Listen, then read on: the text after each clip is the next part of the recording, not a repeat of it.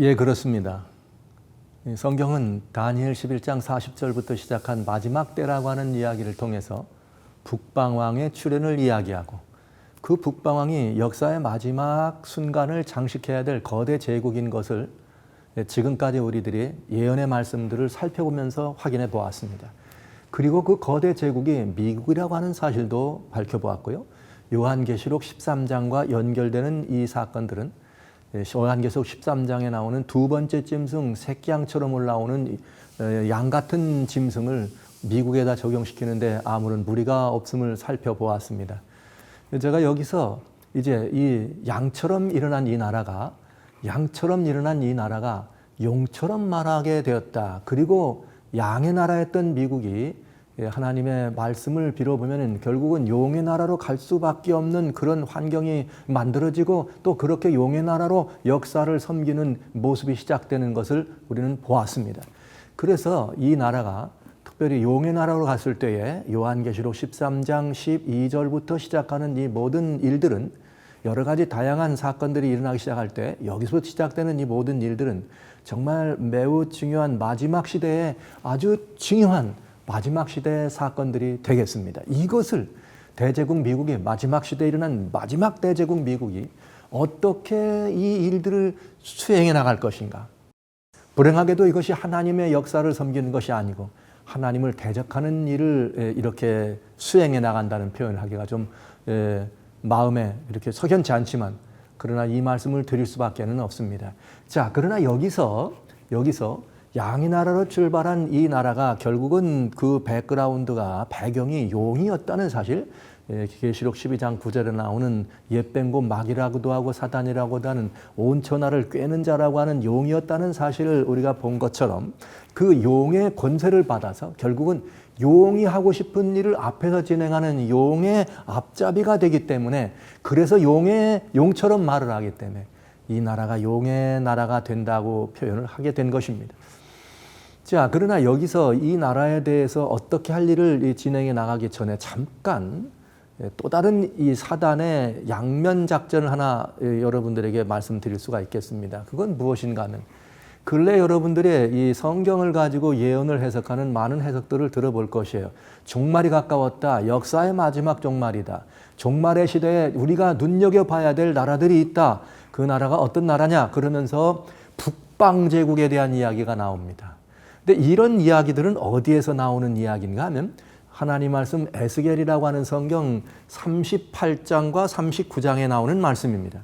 38장 1절로 7절에 보면은 북방왕이라고 하는 이 표현이 북쪽에서 나오는 나라들의 이야기가 나오면서 특별히 이 에스겔 인자라고 하는 이 표현을 들면서 에스겔에게 하나님께서 권면의 말씀을 주십니다. 38장 2절에 보면은 이런 표현을 하고 있어요. 거기에 보면은 이 로스와 이렇게 메색이라고 하는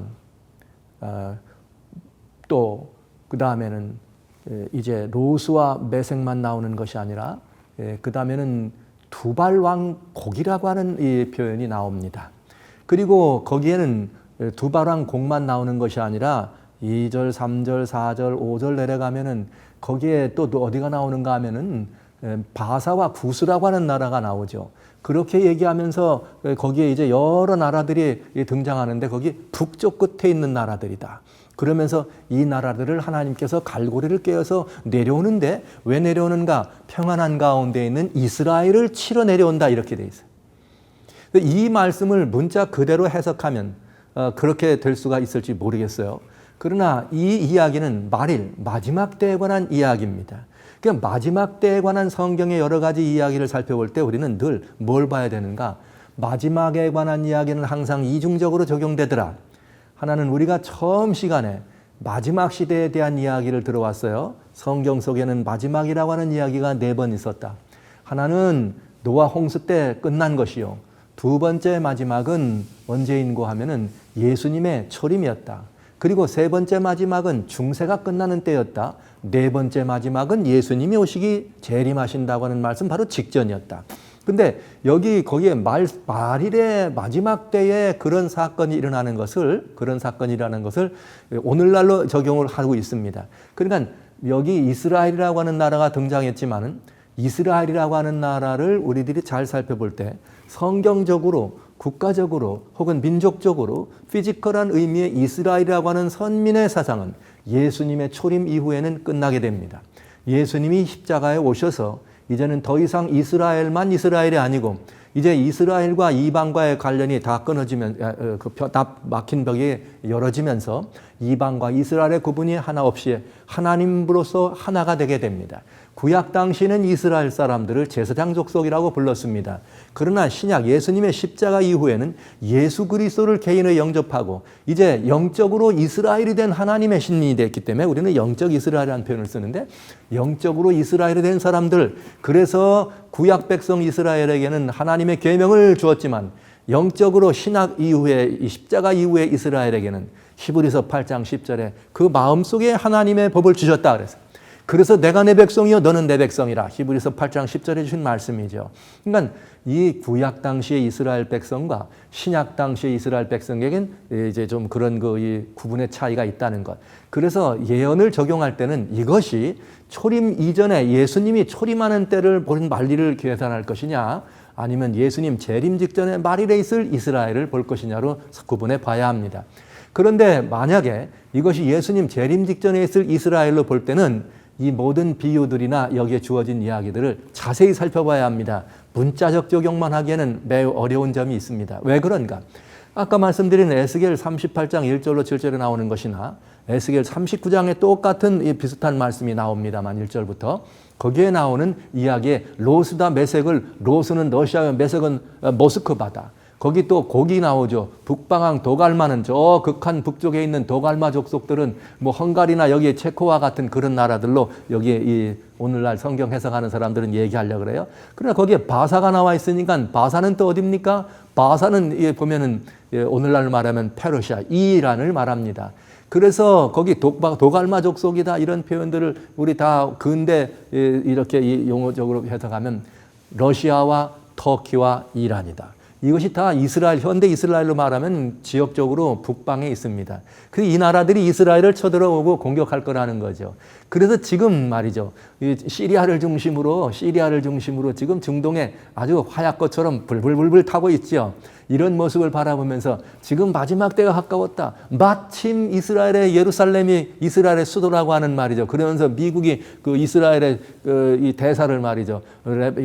이제 이 예루살렘으로 옮겨나가는 이런 이 부분들을 바라보면서 사람들은 예언의 해석을 거기 러시아와 터키와 이제 이란이 이렇게 한 통속이 되면서 이스라엘을 공격해 들어오는 이런 이 역사적인 한 운명적 사건이 일어나지 않을까 이렇게 하면서 예언을 거기다 적용시키는 것을 봅니다.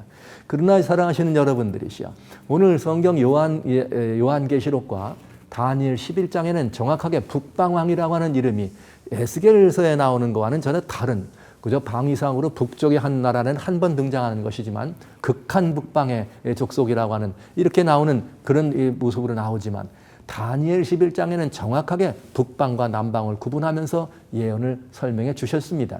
그리고 이제 마지막 때 이 북방왕은 그저 단순히 이스라엘을 공격해 들어가는 것으로만 묘사된 것이 아니라 마지막 때 다니엘 11장에 나오는 북방왕은 이스라엘이 아니라 그 뒤에 그 전방에 있는 남방왕의 세력들을 공격합니다. 이스라엘이 아니고.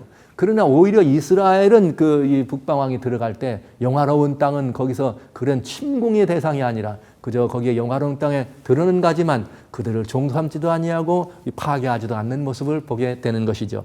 그리고 여기 북방왕의 정체를 밝힐 때 그저 성경이 다 짝을 이루는 예언의 정체를 밝혀보면 세계적인 경찰국가나 경제 패권을 가진 이런 나라들이 되어야 합니다. 그러나 여러분 아시는 것처럼 지금 이란이나 터키나 러시아가 전 세계를 호령하고 움직일 수 있는, 전 세계의 어떤 것들을 영적으로 이렇게 지배하고 종교적으로 어떤 것들을 명령하고 내려갈 수 있는 그런 지배 구조를 가질 수 있는 거대 제국은 아니라고 하는 것이죠. 그리고 그 북방왕 나라는 이게 연합군의 이 모습이 아니라고 하는 것을 우리는 알 수가 있게 됩니다. 그래서 이제 여기 북방민족이다 혹은 북방왕이다 하는 이런 부분들이 성경에 등장하거나 그리고 마지막 시대에 우리가 예의주시해 봐야 될 문제는 단연코 다니엘과 계시록에 나오는 양처럼 올라온 나라, 정확하게 설명되어 있는 양처럼 올라온 나라, 이 나라가 세계적인 경찰 국가와 세계적인 경제 대권을 가진 나라로 등극하면서 결국은 이것이 종교적 수장권까지를 이렇게 주장하게 되고 실행하는 나라로서 우리 역사의 마지막을 장식한다고 하는 것을 깊이 살펴봐야 하겠습니다. 그래서 제가 잠시 성경을 해석하는 데는 여러 가지 방법과 여러 가지 원리가 있기 때문에 성경을 그렇게 해석하는 것에 대해서는 옳다 그르다를 분간하거나 판단할 마음은 없습니다. 모든 것의 선택은 여러분에게 달려 있습니다.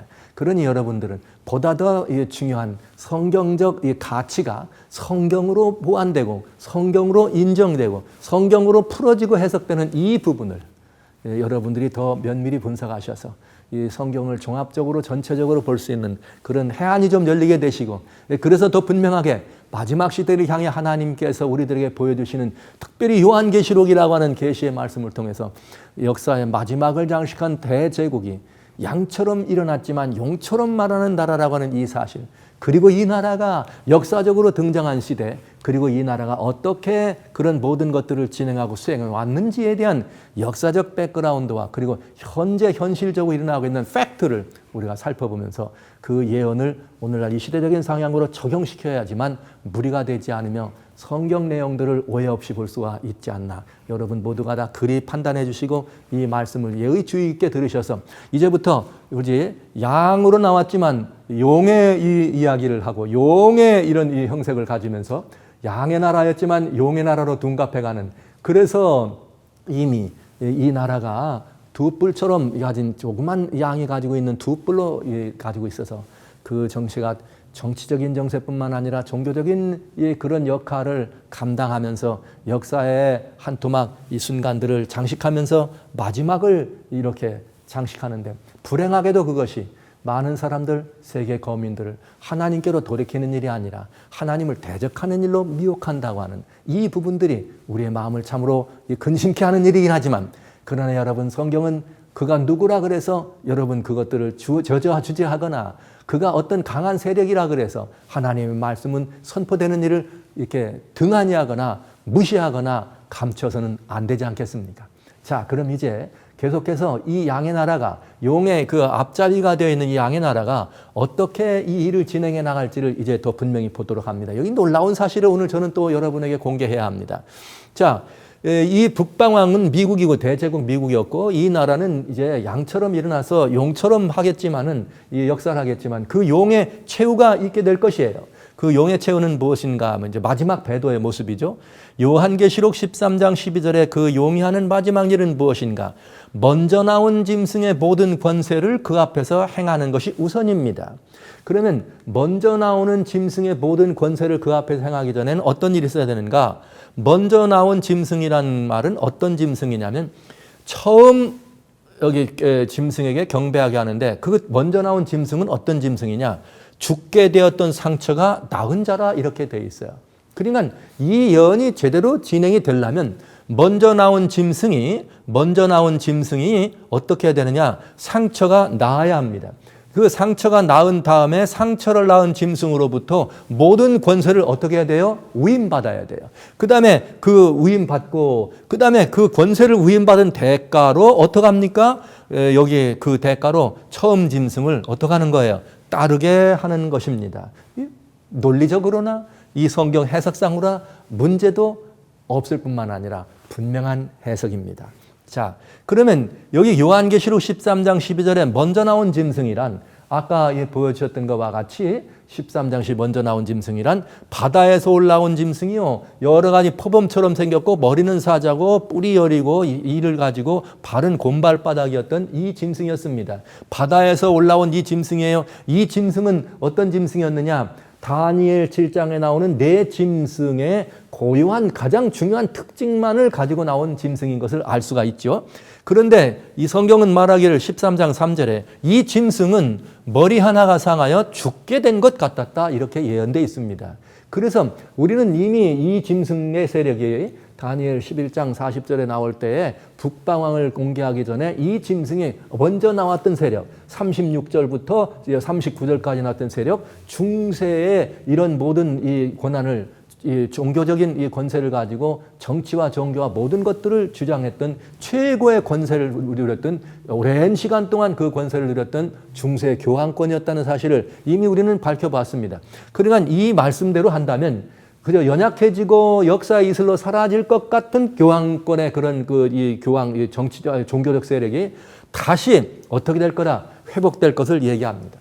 여기 놀라운 이야기죠. 그래서 이렇게 다시 회복된 이런 일들의 역사가 과연 우리 주변에 일어났는지를 살펴보는 것은 아주 중요합니다.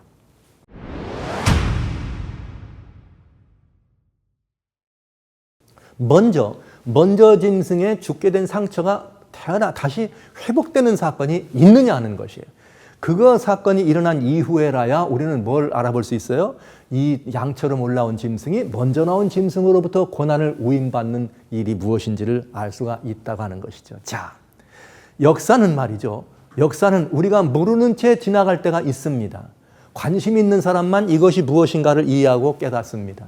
그러나 그렇지 않은 사람들은 그냥 흘러가는 경우가 많이 있죠. 자, 우리 이 북방왕 이야기를 하면서 아메리칸 퍼스트라고 하는 지난번 먼저 여러분들에게 말씀드린 거기에 제가 잠깐 미국이 이 전 세계의 경찰 국가로 발돋움하는데 전 세계가 미국으로 말이죠. 미국이 나타나 달랐고 미국이 등장해 달랐고 요청해서 다시 미국이 전 세계 경찰 국가로 등극하게 되는 사건이 있었다 그랬습니다. 그 사건이 어떤 거냐? 2010년 12월에 튀니지를 중심으로 일어났던 아랍의 봄, 소위 제스민 레볼루션이라고 하는 아랍의 봄 혁명이었습니다. 이 아랍의 봄 혁명의 여파로 그 이후로 아이시스라고 하는 이슬라믹 스테이트가 등장하게 되고 칼리프라고 하는 무슬림의 지도자를 중심으로 이슬람의 왕이죠. 칼리프를 중심으로 하는 이슬람 소위 정권이 탄생하였다.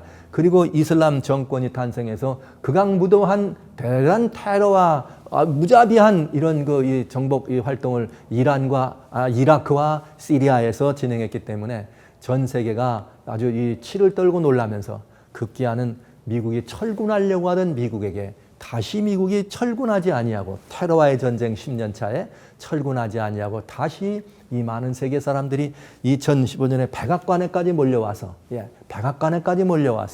우리 모든 극단주의와 모든 이런 종교적인 뿐만 아니라 일반적인 모든 일들의 극단주의와 이런 상황에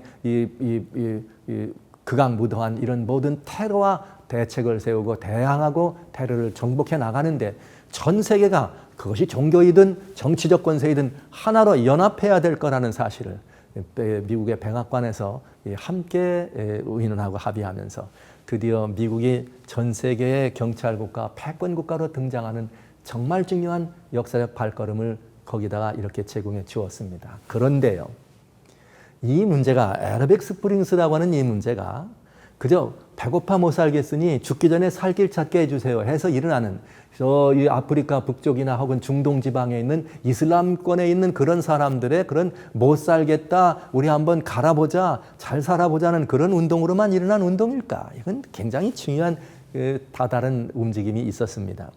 그 운동이 전개돼서 튀니지에서 애굽에서 리비아로 들어갔을 때 2011년 9월 달에 어떤 일이 벌어지는가 하면 이게 이 리비아의 철권 가다피가 2011년 9월 달에 리비아의 철권 이 통치자 가다피가 그들의 리비아의 수도 트리폴리를 떠나갑니다. 도망치는 거죠. 그래서 가다피의 행방이 묘연해지기 시작하는 바로 그 9월부터 이상한 일이 벌어집니다. 그건 어떤 일인가?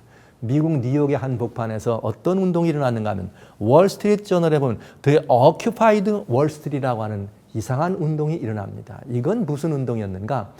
애러빅 스프링스가 배고파 못 살겠다, 죽기 전에 살 길 찾자 하는 이름으로 얘기하는 가난한 곳에서 나온 운동이라면 Occupied Wall Street이라고 하는 이 운동은 잘 사는 나라, 자본주의 나라, 부강과 이런 권세를 맛본 나라에서 일어난 운동이었어요. 소위 부의 분배를 요구하는 것입니다. 어떻게 이 소득을 모든 사람들의 말이죠. 잘 사는 상위 1%가 99%의 모든 것들을 주장하는가. 이것에 대한 반발과 이렇게 하지 말아달라고 하는 이런 이 소득을 좀 분배해달라고 하는 이야기로 일어난 운동이죠. 소위 잘 사는 자본주의에서 일어난 혁명입니다. 그러나 이 나라의 자본주의 혁명, 월스트리트, 아큐파이드 월스트리트 운동이나 애러빅 스프링스는 같은 매우 중요한 게 있어요.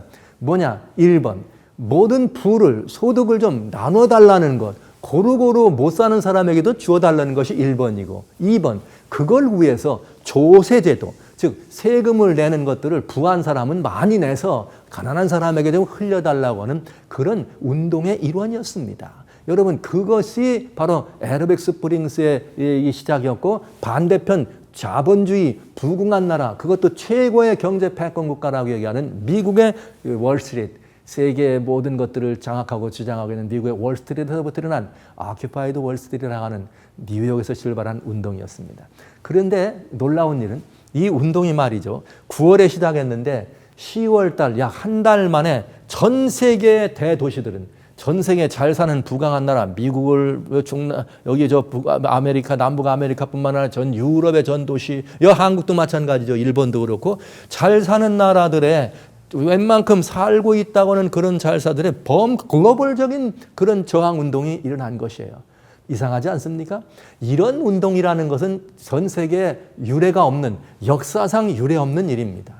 여러분, 공산주의가 퍼져가지고 19세기 말부터 20세기 초를 진행해 나갈 때도 역사의 한 3분의 1을 장악해 나는 거대한 운동이 펼쳐졌지만 이렇게 되지 않았습니다. 약 한 달 동안 만에, 한 달 만에 완전히 전 세계 대도시가 완전히 이렇게 이 아큐파이드 월스트리트 운동이라고 하는 이 운동에 참여하고 우리 1%를 향한 여기 이 저항의 음성을 올리는 99%의 음성을 들려준 것입니다. 그런데요, 이 절묘한 일이 벌어집니다. 2011년 10월 15일, 그러니까 9월달 트리폴리를 카다피가 떠나는 것을 기점으로 마치 기다렸다는 듯이 이 운동이 일어났는데, 한 달도 안 돼가지고 전 세계를 퍼지면서 2011년 15일에 완전히 뉴욕에 말이죠. 그냥 거대 도시 뉴욕을 점령해 버릴 듯한 기세로 일어납니다. 그런데 이 운동이 일어나는데요, 그 운동이 진행되는 중에 한 일주일 뒤에 어떤 일이 벌어진가? 21일 날, 10월 21일 날 리비아의 가다피가 죽습니다. 리비아의 가다피가 죽으니까 그 다음 그 주가 나는 10월 23일 날 2011년이죠. 10월 23일 베네딕토 16세 교황이 분연히 일어납니다. 그러면서 주일 미사에 그는 아주 중요한 성 베드로 성당에서 그는 주일 미사에 아주 중요한 선고를 하게 됩니다. 그건 무엇인가? 오늘날 이 세계에 일어나는 여러 가지 일을 보면서 전 세계가 지금 벌떼같이 일어나가지고 아큐파이드 월스트리트 운동 말이죠. 이 부의 이 재분배 문제를 가지고 드러나니까 이미 오래전부터 이들은 얘기해 왔습니다만은 스테이트 캐피탈리즘이라는 그런 말씀이 있어요. 이 말은 무슨 말이냐면 자본주의는 자유시장 경제 체제를 중심으로 한 그런 이 제도적인 이 나라들인데, 자유시장 경제란 말은 나라가 혹은 이 모든 것들의 구조들을 나라가 혹은 어떤 제도나 시스템이 통제하거나 어떤 것들을 이렇게 관리하는 시스템이 아니라 그저 시장 원리에 놔주는 것입니다. 자유시장 경제라는 건 시장 원리의 경제적인 모든 원칙들을 놔주는 것이에요.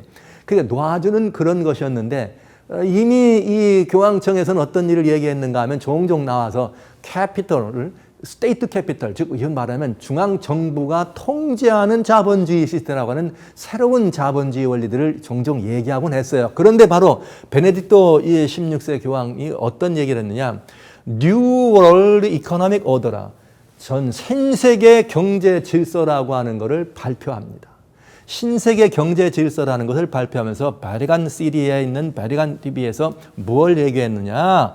이제 근본적인 이것들을 그 전날 바티칸에서 있었던 베네딕토 16세 미사를 이제 그 내용들을 요약하고 함축해서 드디어 교황청에서 뭘 선언했느냐? 이제는 어떤 일을 했느냐? 세계의 재정 경제적인 시스템에 대한 근본적인 리폼이 필요하다. 그런데 이 근본적인 리폼은 무엇이냐? 바로 이런 것입니다.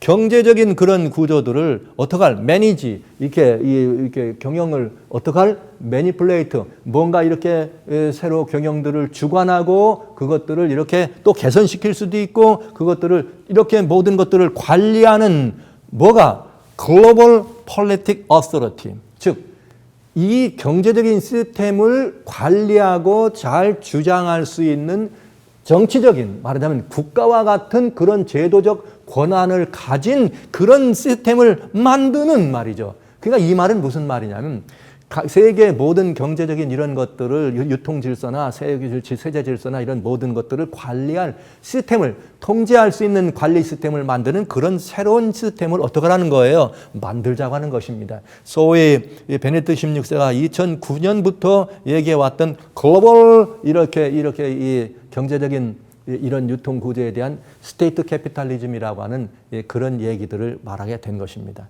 그런데 참 놀라운 얘기죠. 놀라운 이야기. 그렇게 10월 23일 날 베네딕토 16세가 그렇게 발표하고 그렇게 베리간에서 그 일을 하자마자 어떤 일이 벌어졌느냐. 이 운동은 5년 지났을 때 얘기예요. 그 Occupied Wall Street 운동이 5년이 지났으니까 2011년에 태어났으니까 이제 작년 5년 지난 거죠. 정확하게 September 16, 그러니까 9월 15일 날 가다피가 나가면서 9월 16일 바로 출발했다는 말이 나오죠. 그러면서 이 운동에 대한 평가가 5년 뒤에 나옵니다. 1%가 99%의 이런 것들을 장악하는 것을 막아달라고 하는. 그래서 이 문제에 대한 재평가가 일어나는 것이죠. 그런데 이 재평가가 일어나는데 여러분 그렇게 여러 가지 일어나던 운동이 약 한 달 조금 안 돼가지고 바로 끝나버렸어요. 그냥 이 교황청에서 한 번 발표했더니 한 번 발표한 그런 모든 걸로 그냥 끝나버렸다는 것이죠. 놀라운 일 아닙니까? 그러면서 전 세계 여러 같이 일어났던 그 운동이 한 달 보름도 안 된 사이에 그냥 순식간에 교황의 한마디의 말에 완전히 끝나게 됩니다. 기념식을 하는 거죠. 이제 지금은 어떤 걸로 들어갔어요? Occupied Wall Street 운동은 그저 기념적인 기념비만 남기고 사라진 운동이 된 것입니다. 왜 그랬을까요? 왜 그랬을까요? 이유가 있지 않겠습니까? 그때 이미 그런 모든 문제들에 대한 새로운 세계 질서에 관한 이야기가 선포된 것이고요. 그런 어떤 역사적 경점을 보게 되는 거죠. 이 말은 로마 교황권이 얼마나 이 정치적이나 혹은 여러 가지 사회 제도적으로 종교적인 그런 뿐만 아니라 사회 제도적인 부분에서까지라도 강력한 영향력을 행사하고 있었다고 하는 것을 보여줍니다. 이제 1798년에 비오 6세가 이렇게 돌아가시고 교황권의 이런 모든 것들이 중세가 무너지면서 완전히 교황청의 그런 세력이 바닥에 떨어졌을 때 드디어 이 모든 것들은 이제는 상처가 죽어서 다 끝났나 보다 그랬는데 결국은 그 상처가 회복되는 과정을 보여줍니다. 자, 그런데 여기 그뿐이 아닙니다. 전 세계에 여러 가지 들끓었던 그런 Occupy Wall Street라는 운동자들도 끝장내버린 이 교황권의 이야기는 여기서 그치지 않습니다. 보시죠. 2014년 6월 26일입니다. 2014년 6월 26일인데 이번에는 이제 새 교황이죠. 새 교황 프란시스 교황이 여러분 굉장히 중요한 발표를 하나 해요. 무슨 발표를 했느냐면은 예수님을 어디서 발견해? 교회라고. 여기 말하는 아웃사이드 처치라는 말은 오늘날로 말하는 천지교를 말하는 것입니다. 교회 밖에서 예수님을 찾는다고 하는 것은 아주 위험한 일입니다. 교회 밖에서 예수님을 찾는다는 것은 아주 위험한 일인데 신앙생활은 do it self 아니면 프리랜서란 없습니다. 이 말은 교회라고 하는 제도와 시스템과 그 구조를 떠나서는 신앙생활은 특별히 기독신앙은 존재할 수 없다는 거죠. 그러니까 반드시 뭘 통해야 됩니다? 교회를 통해야 한다 이렇게 선포를 한 것입니다. 미사에서. 그리고 그는 계속해서 이렇게 말합니다. 여기 오늘날 우리 주변에 개인적으로 어떤 이런 일이 있느냐면은 이런 사람들이 있는데 어떤 사람들이냐? 예수 그리스도를 어떻게 해요? 개인적으로 immediately, 직접 혹은 directly 개인적으로 예수님과의 관계를 가질 수 있다라고 말하는 사람들이 있다. 누가 그런 말을 하죠? 대부분의 개신교 형제들은 그렇게 말합니다. 그런데 뭐라겠는가? 이렇게 교회의 커뮤니언이나 메디테이션, 즉 교회를 통한 혹시 우리 미사와 같은 그런 예배의식 아니면 혹은 교회의 중보 말하자면 사제들을 통한 중재나 중보와 같은 그런 것들을 메디에이션, 이런 중보가 없이 교회 밖에서 교회를 통하지 않고 직접적으로 예수님을 찾는 그런 일은 매우 위험하고, 프리랜서 doing yourself와 같이 매우 위험하고, 그런 일은 없다는 것이에요. 매우 위험하고 해가 되는 커다란 유혹이다, 이렇게 표현하고 있습니다. 즉 이 말은 오늘날 이 구교죠, 우리 천주교회가 예수 그리스도와의 이 개인들의 관계에서 교회라고 하는 이 매우 중요한 시스템을 통과하지 않고는 예수님과 직접적인 교리와 교통을 하는 것은 위험한 일이다. 이 말은 하라는 말이 하지 말라는 말이에요. 할 수 있다는 말입니까? 하면 안 된다는 말입니까? 여러분, 하지 말라고 하는 말입니다. 이것은 아주 중요한 일이에요. 그러나 어느 누구도 이 부분에 대해서 반대를 하거나 반발을 하거나 이것에 대해서 잘못됐다고 표현하는 경우는 아무도 없습니다. 지금 어떻습니까, 여러분? 기독교 신앙이란 예수 그리스도께 나가는데 어떻게 나가는 신앙이에요? 누구든지 어떡하라, 내게로 오라는 주님의 말씀을 듣고 나가는 것 아닙니까? 주님께 나가는데 여러분, 그 안에 누군가를 통해야만 나가는 것은 아닙니다. 그 누군가를 통한다면 그 누구는 누구예요? 예수께를 우리를 인도해주는 다만 누구일 뿐이나 안내자나 가이드일 수는 있지만은 그 사람 자체가, 그 어떤 조직이나 시스템 자체가 예수님께로 우리를 인도해주고 예수님을 대신해서 우리를 중보하고 중개할 수는 없습니다. 왜냐하면 예수 그리스도만이 우리를 향한 누구시기 때문에요. 중보자이기 때문에 그렇습니다.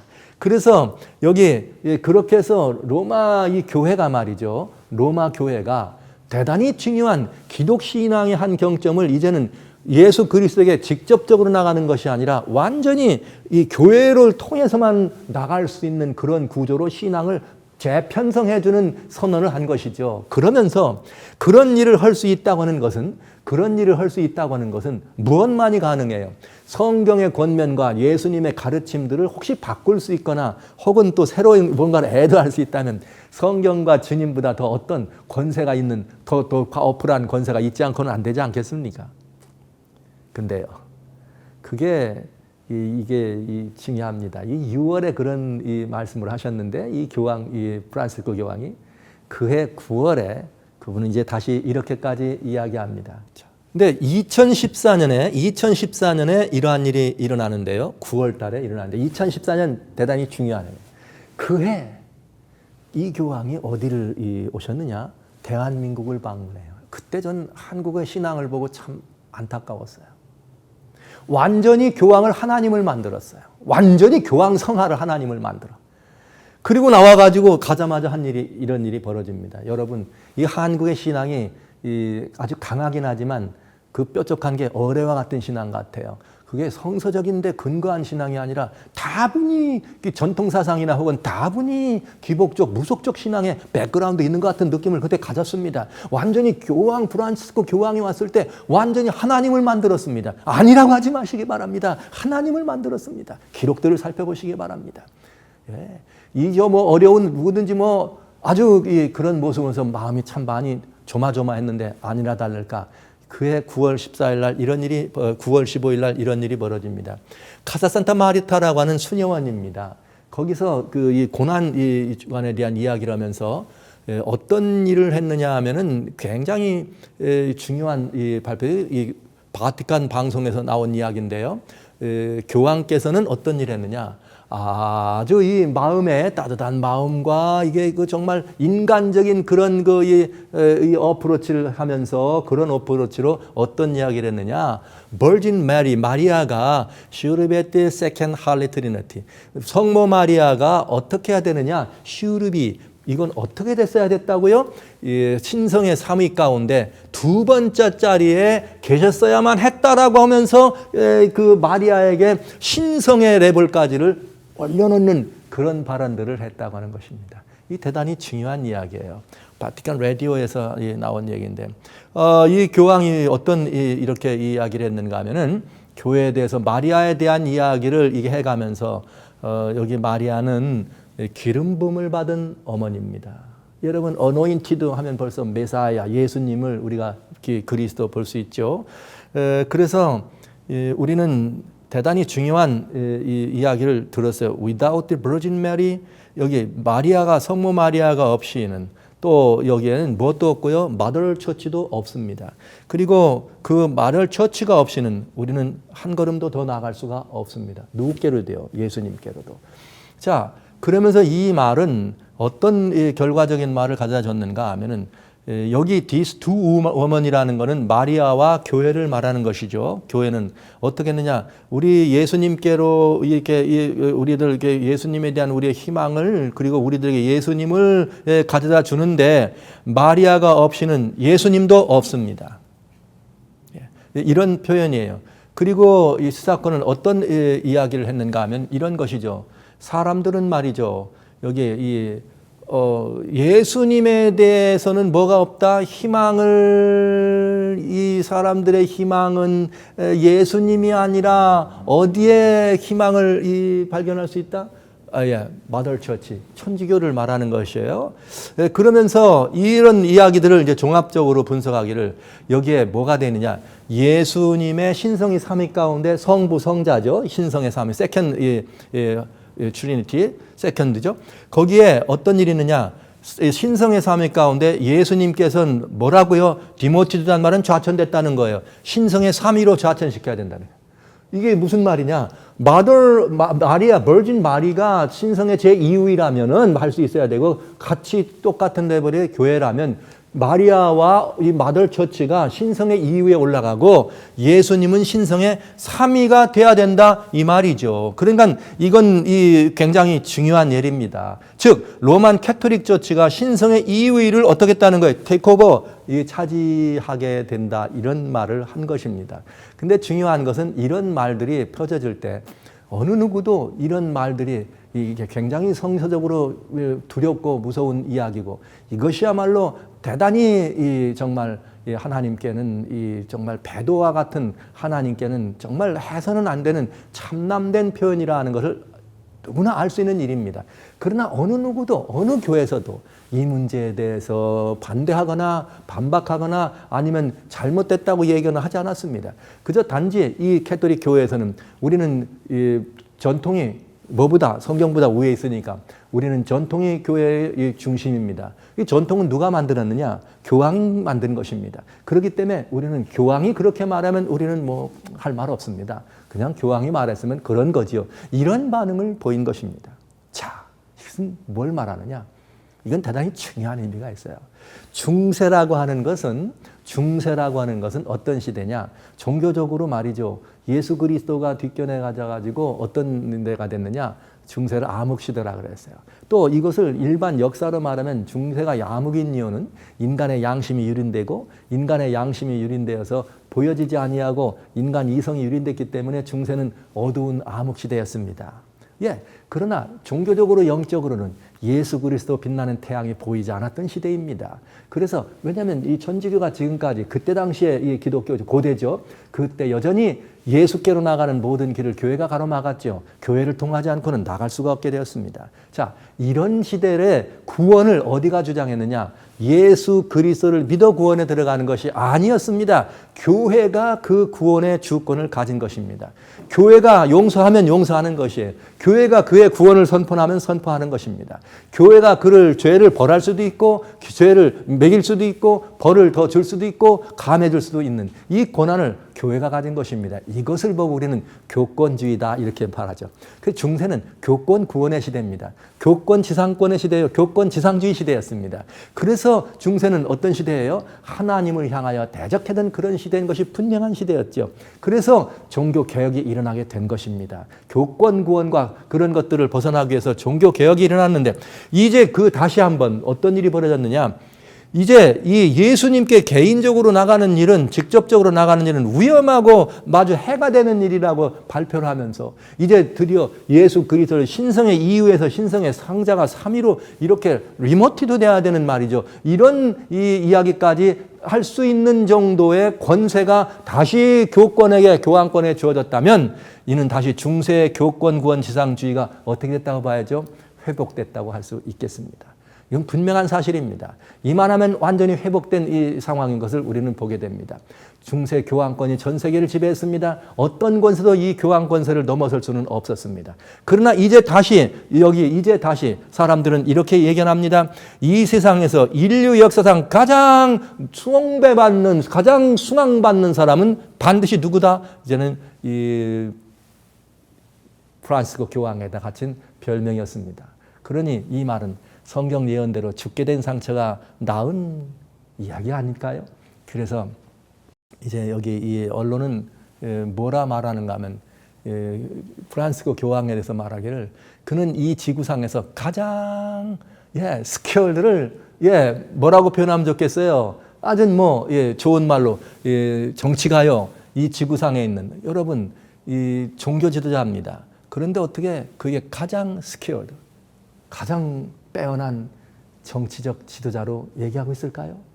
이 말은 교권이 일반 세속권을 능가하는, 그래서 드디어 이 종교적인 이런 일들이 정치적인 모든 것들을 능가하는 세계에서 가장 추앙받는 자리까지 들어간 죽게 된 상처가 뭐했으니 나았다고 하는 말을 우리는 우리 현실적으로 눈앞에서 직접 목격하고 있는 시대를 보는 것입니다. 여러분 놀랍지 않습니까? 그런데요, 그것이 일어나야지만 어떤 일이 벌어지느냐? 양의 나라에다가 그 고난을 뭐하게 돼요? 위임하게 됩니다. 그러면 이제 이 먼저 나온 짐승의 모든 것을 행하기 위해서 양의 나라에게 위임하는 사건이 벌어지는데, 여러분 이제 그렇게 해서 죽게 된 상처가 나면 과연 이 양의 나라로 생각하는 미국에다가 이 고난을 위임하는 일이 벌어질까요? 죽게 된 상처가 나은 것은 여러분 보셨습니다? 이만큼 이제 저희가 더 진도를 나가보겠지만 그 정도가 아니죠. 2018년에는 어떤 일이 있었는가 이제 또 보게 될 것입니다. 과연 죽게 된 상처가 낳은 이 교황권이 어떻게 이 권세를 미국이라는 나라에 위임하는가. 2014년에 미국의 대통령은 오바마 대통령이었습니다. 그가 바티칸의 초청을 받아서 바티칸을 방문하게 됩니다. 그리고 바티칸을 방문했을 때 오바마 대통령은 프란시스코 교황의 얼굴을 바라면서 나는 교황의 얼굴을 바라봤습니다. 당신의 모습을 보는 것이 마치 하나님을 보는 것 같습니다. 그러면서 오바마 대통령이 교황을 초청합니다. 왜냐하면 그 이듬해 70차 UN 총회가 있었거든요.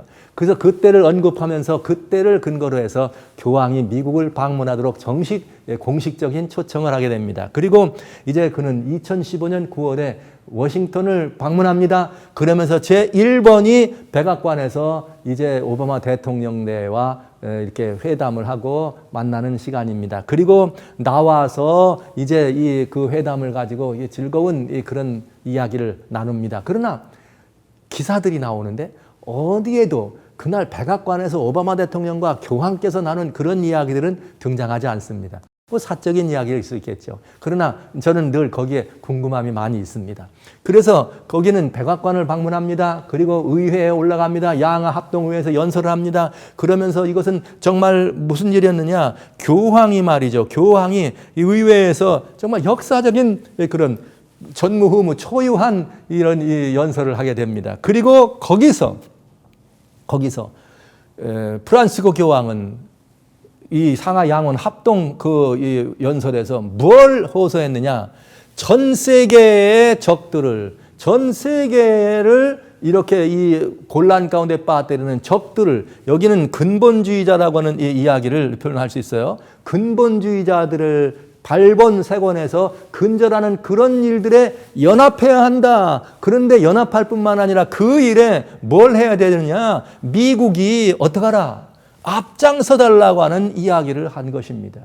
그것이 종교적인 극단주의든 이념적인 극단주의든 어떤 극단주의고 이런 말하자면 펀더멘털리즘이라고 하는 근본주의들은 어디든지 다 이 세계 이 장애 요소가 되고 곤란의 요소가 되기 때문에 그들은 제거해야 될 것이요. 이렇게 그런 일들에 미국이 어떻게 해달라? 앞장서 달라고 하는, 미국을 뭐 하는 거예요? 그 앞에다가 세워놓는 사건이 벌어집니다.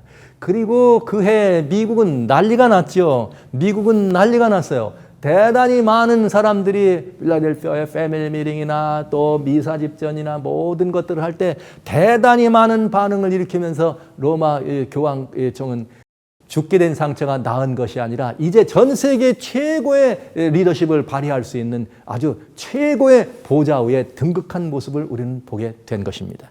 그리고 UN 총회 연설을 하게 되죠. 그때 유엔 총회에 연설을 하면서 매우 중요한 Sustainable Development Goal이라고 했는데 유엔 총회 슬로건이 그건 뭐냐? 이게 수건 사업이라는 거예요. 오랫동안 준비하고 오랫동안 우리가 꼭 해야 될 일인데 수건 사업. 그런데 이 수건 사업을 위해서 뭘 얘기해 주느냐? 70차 유엔 총회는 더 강한 유엔, 이 세계를 향해서 더 강한 하나의 그 유니티, 통합된 그런 것들을 낼 수 있는 그런 이것들을 슬로건을 걸었던 70차 유엔 총회에서는 세계의 특별한 목표와 17개의 세계를 바꿀 수 있는 이런 아젠다를 내놓습니다. 그 세계의 특별한 아젠다라는 건 뭐냐면 빈곤 퇴치, 그리고 또 하나는 뭐냐면 평등사회 구현이에요. 정의사회 구현. 이건 뭔가 하면 압제하고 불평등하게 말이에요. 다치고 죽임을 당하는 그런 사람들이 없어야 된다는 것. 그리고 하나는 클라이밋 체인지에 대한 대안입니다. 이것이 세계의 매우 중요한 엑스트라오디너리 아젠다이면서 17개의 아젠다가 다시 등장하는데 17개의 아젠다는 뭐냐? 세계를 변화시킬 수 있는 아젠다입니다. 세계를 변화시킬 수 있는 아젠다. 그래서 이 세계를 변화케 하는 일을 이렇게 제공하면서 그 세계를 변화하는 이 아젠다, 세계의 특별한 아젠다와 17개의 아주 중요한 세계 변화로의 이 아젠다를 이루는데 이번 유엔 총회부터 기점해서 2015년부터 2030년 여러분 기억하시기 바랍니다. 2015년부터 2030년 사이에 이것을 어떻게 하라? 하나가 되도록 이걸 만들자 이거죠. 그래서 뭘 만드는 거예요? Sustainable Development Agenda라고 하는 Development Goal이라고 하는 이것은 무엇인가? 이 모든 것들을 가장 강력한 통 시스템 하나로 묶어놓자고 하는 것이었습니다. 자, 이것이 바로 70차 유엔 총회의 매우 중요한 아젠다였고 통과한 것입니다. 그러면서 몸소 세계 모든 종교 지도자들을 불렀습니다. 그리고 모든 종교 지도자들 앞에서 우리가 다 서로 반목과 질투와 질시를 버리고 미움과 다툼을 내버리고 하나가 되자고 하는 종교의 통합을 역설하는 상황이 벌어지면서 세계 모든 민들이 하나의 패밀리로 이렇게 페스티벌을 열리는 그런 운동을 하면서 드디어 이제 이런 운동들은 세계의 강력한 문화적인 백그라운드까지 다 섭렵하면서 여러 다양한 문화적인 이 배에는 이 똑같은 이 운동이 전개되게 된 것이죠. 소위 요즘 글로벌 시티즌십이라고 하는 이런 운동이 있어요. 글로벌 시티즌십이라고 하는 그런 운동이 있는데 그건 무엇을 말하는가? 바로 70차 유엔 총회에서 내놓은 슬로건과 그 아젠다와 똑같은 일을 하자고 하는 것입니다. 여기에 오랫동안 우리는 이런 그 종교적으로는 다원주의를 그다음에 이 성은 평등을 말이죠. 이런 모든 것들을 이 사람들 이 모든 일들을 경영하는 이것들이 결국은 70차 유엔 총회 아젠다와 똑같은 아젠다를 나오게 된 것이죠. 문화적인 모든 일들까지도 이미 같은 의미의 이런 의미가 멀지되고 거기에 포함되고 또 그대로 또 살아가도록 사람들이 이렇게 혹은 강요되거나 권유되거나 그렇게 만들어가는 시스템을 이렇게 시작하고 정식으로 선언하게 된 것입니다. 그러니까 베네딕토 16세가 2011년 10월 23일 날 스테이트 캐피탈리즘, 우리 중앙이 통제하는 자본주의 사회를 얘기하면서 세계 사람들의 불평등을 좀 평등하게 하는 이런 일들을 얘기하는 것이 이제는 70차 유엔 총회에서 공식적인 아젠다로 발의되면서 이제는 이 세계는 바야흐로 비슷한 하나 돼가는 이 과정을 겪는 공식적인 선언되는 출발을 하게 된 것이죠. 얼마 동안요? 2015년부터 2030년 사이에 이 일을 이뤄보자고 하는 것입니다. 여러분 이 문제에 대해 어떻게 생각하십니까? 죽게 된 상처가 나았을 뿐만 아니라 이 모든 일들을 이루어야 될 수건 사업을 어떻게 하고 유엔에다 제안하고 그 유엔이 이 세계에서 지금과는 다른 역사상 가장 강력한 유엔이 돼야 되겠다고 하는 통시스템이 돼야 되겠다고 얘기를 하면서 드디어 하나의 세계로 가는 아젠다가 그해 아젠다의 첫째 가는 아젠다였다고 하는 것. 이 모든 아젠다의 세계 엑스트라오디너리나 17개 엑스트라 아젠다나 17개의 그런 특별한 아젠다들은 다 목표가 어디였는가? 하나 되는 일이었습니다. 그것을 2015년부터 2030년까지 이루자고 하는 것입니다. 그리고 이 일에 누가 앞장서 달라? 미국이 앞장서 달라. 그런데 어떻게 앞장서 주면 좋느냐? 그는 유엔 총회에서 아주 단호하게 이야기합니다. 많은 사람들은 그때 이 프란치스 교황이 유엔 총회에 참석해서 그냥 돌아갈 때 큰일이 나는 줄 알았어요.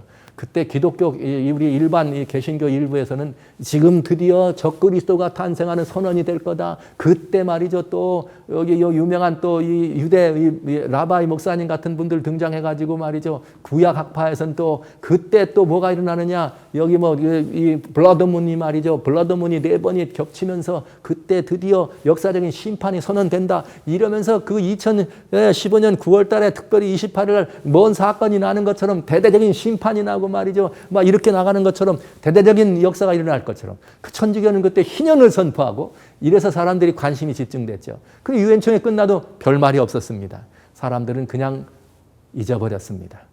그러나 이 CNN에 있는 이 저널은 그 문제에 대해서 아주 분명하게 찝었습니다. 그들은 이렇게 말했습니다.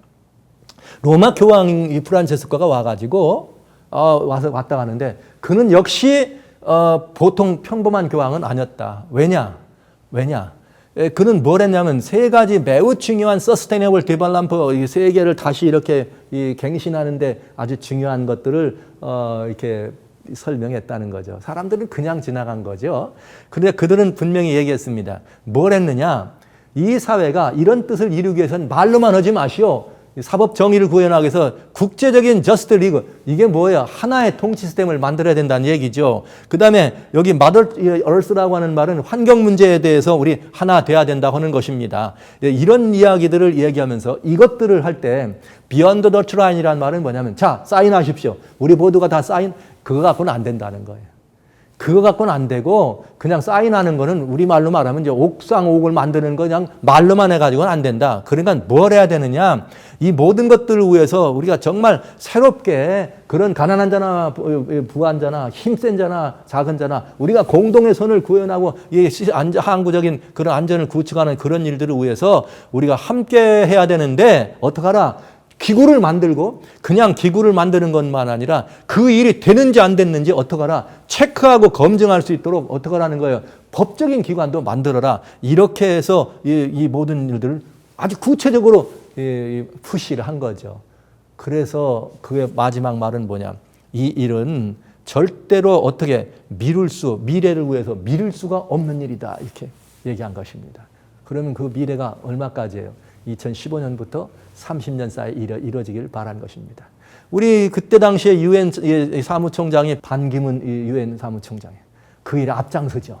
그러면서 거기 앞장서서 교황성하에게 앞장서서 그 일을 경영하면서 드디어 이 일을 추진하는데 미국이 앞장서도록 얘기가 된 것이에요. 그래서 그때 환경회의나 칸쿤에서도 있었고 리마에서도 있었고 환경회의가 일어날 때 미국은 거기에 별로 시니컬하고 거기 많이 참석 안 했어요. 그러나 이제 교황청으로부터 그런 권세와 그런 이 특권을 위임받은 미국은 오바마 대통령을 중심으로 COP21 파리 회의를 주상하는데 미국이 그 회의의 주상자가 되는 것입니다. 양의 나라 미국이 앞장서게 된 것이죠. 그래서 이제 이 미국이 앞장을 서서 무슨 일을 하느냐? 파리 회의를 주관합니다. 그리고 거기에서 이 세계 클라이밋 체인지 환경 문제에서 지구 살리는 운동을 시작하는데 이것은 아주 결정적인 말하자면 계기가 되는 일로 해서 195개국 정상이 다 모여듭니다. 미국이 오라는데 안 올 수 있어요? 교황권이 뒤에서 오라는데 안 올 수 있어요? 그리고 거기서 무슨 일을 하느냐? 오바마 대통령은 연설을 하는 것이죠. 뭐라고 말했느냐? 지금 그야말로 우리 역사적 전환점이 되는 이 환경 회의가 거기에 펼쳐지면서 우리 모두 다 이 문제에 대해서 지구를 살리는 일에 참여하자 하는 말을 하게 되는 것이에요. 그때 195나라가 거기에 서명하고 참여합니다.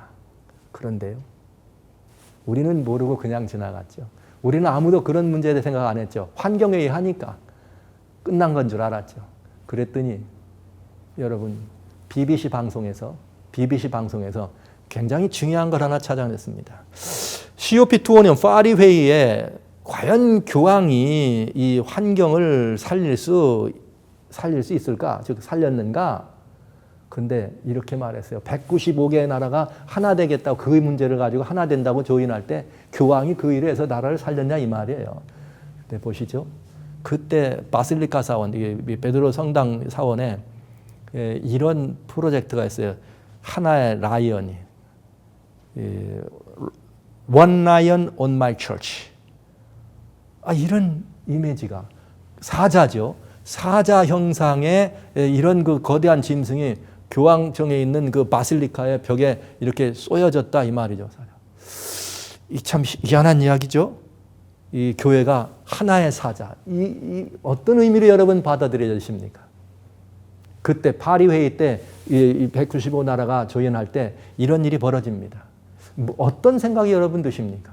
저는 마치 요한계시록 13장에 나오는 첫 번째 짐승이 머리는 얼굴 모습은 사자입니다. 몸은 표범입니다. 발은 곰입니다. 다른 데는 여기 뭐 이렇게 어떤 모습일지 볼 수 없지만 분명한 것은 뭐냐? 원라이언, 사자와 같은 모습으로. 이게 스스로 이제 다시 회복된 그 성경 예언의 회복된 모습이라고 하는 걸 스스로 세계에 이렇게 발표하고 같은 이 공동체 멤버십에게 알려진 것은 아닌가 이런 생각이 드는 거죠. 그리고 그 이듬해 4월에 드디어 모든 세계 지도자들은 이 뉴 월드 인터내셔널 오더라고 하는 뉴 월드 오더 새로운 세계 질서를 위해서 환경 문제라고 하는 것을 하나의 매개체로 해서 모두가 하나 되는 문제에 조인하게 되고 197개국에 여기에 정상이 조인하게 되는 것입니다. 자, 이렇게 해서 지구를 살린다고 하는 명목으로 환경 문제를 명목으로 뉴 월드 오더가 지구를 살릴 수 있을까 하는 이것들이 이제 드디어 그동안은 많은 사람들이 이야기했어요. 뉴 월드 오더, 신세계 질서 이게 뭘까? 그러면서 궁금해하고 이것이 은밀하게 어디 무슨 뭐 여러분 잘 아시는 분은 프리메이슨이니 뭔 이런 말하면서 많이 음성적인 여러 가지 음모론이니 이런 표현으로 많이 돌아다니는 걸 알게 되죠. 그러나 이제는 그런 모든 것들이 음모든지 그것들이 아니면 뒤에서 있었던 어둠의 역사든지 어떤 뭐 프리메이슨이든 아니면 일루미나티든 누가 뭘 했든 이런 것들이 중요한 것이 아니라 이것이 역사적인 수면 위로 누가 했느냐가 문제가 아니라 어떤 조직들이 이 일을 진행해 왔느냐가 문제가 아니라 놀랍게도 새로운 신세계 질서, 인류를 살리고 지구를 살리는 운동이라는 명목하에 이 질서가 수면 위로 공식적으로 등장하는 계기가 됐다는 것이 중요한 것입니다. 세계를 하나로 만들어간 이 일에 2015년을 기점으로 어떻게 하자고요? 2015년을 기점으로 2030년까지 이 일을 이루자고 하는 것입니다. 2030년까지 이 일을 이루자고 하는 것입니다. 이렇게 돼야지만 뭐 하는 거예요? 이렇게 돼야지만 뭐 하는 것? 이제 이 권세가 회복되는 이 나라가 어떻게 하는 거예요? 그 나라가 권세를 양의 나라로 위임하면서 그 양의 나라는 그 회복된 권세 있는 거기를 경배하도록 하는 일을 하겠다. 제가 또 여기 하나 더 여러분에게 말씀드려야 돼요. 이 문제에 대해서 죽게 된 상처가 나은 것과 권세를 이양하는 문제에 대해서 하나 더 말씀드리자면 금년에 이상한 발표를 우리 보았어요. 무슨 발표냐면 프랑스의 교황이 바꾸기를 원하는데 뭘 바꾸느냐? 주님의 기도문에 있는 내용 단어를 바꾸기를 원하는데 여러분 놀라운 이야기예요. 성경에 있는 내용을 그것도 예수님이 직접 가르쳐준 주님이 가르쳐준 주기도문을 어떻게 하자? 바꾸자는 얘기입니다. 그런데 뭐라고 바꿨으면 좋냐? 이렇게 바꾸재요.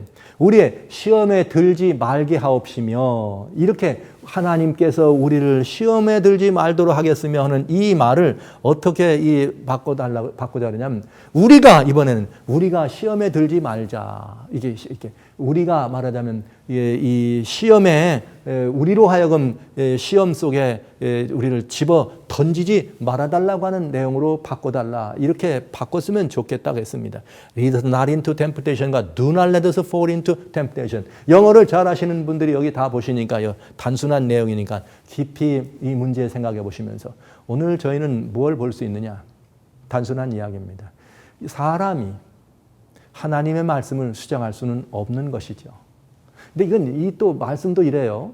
선지자들이 계시 속에 기록한 영감받아 계시로 기록한 것이 성경들인데 어떤 것은 계시로 받을 때에 내가 사상 영감, 내게 준 하나님의 계시를 내 이 문화적 백그라운드나 나의 이상과 철학을 백그라운드에서 들어가는 기록이 아니라 어떤 계시는 직접 하나님께서 하신 말씀을 받아 적은 것 같은 계시예요.